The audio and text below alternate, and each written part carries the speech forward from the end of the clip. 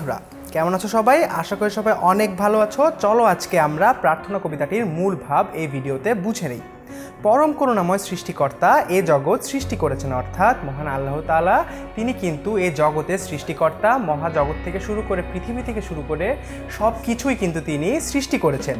তিনি প্রেমময় ও সর্বশক্তিমান, অর্থাৎ তিনি কিন্তু তার সৃষ্টিকে খুব ভালোবাসেন এবং তিনি কিন্তু সর্বশক্তিমান, অর্থাৎ তিনি কিন্তু সকল শক্তির উৎস এবং সবচেয়ে বেশি শক্তিমান। কবি তার কাছে প্রার্থনা করেছেন শক্তি ও সাহস, অর্থাৎ কবি কিন্তু এই সর্বশক্তিমান আমাদের সর্বশক্তিমান স্রষ্টার কাছেই শক্তি ও সাহস প্রার্থনা করেছেন নিজেদের জন্য। প্রার্থনা করেছেন সরল, সঠিক ও পূর্ণ পথে চলবার দিশা, অর্থাৎ তিনি কিন্তু স্রষ্টার কাছেই, সৃষ্টিকর্তার কাছে প্রার্থনা করেছেন যেন আমরা সরল, সঠিক অর্থাৎ সঠিক পথে চলতে পারি এবং সহজভাবেই পুণ্যের পথে আমরা যেন চলতে পারি, তার জন্য কিন্তু তিনি স্রষ্টার কাছে প্রার্থনা করেছেন। তাহলে বন্ধুরা আমরা কিন্তু আমাদের এই ছোট্ট প্রার্থনা কবিতাটির ছোট্ট মূল ভাবটি খুব সহজেই এই ভিডিওতে বুঝে নিলাম। কোনো প্রশ্ন থাকলে বন্ধুরা আমাদেরকে অবশ্যই কমেন্ট সেকশানে জানিয়ে দেবে। ধন্যবাদ বন্ধুরা।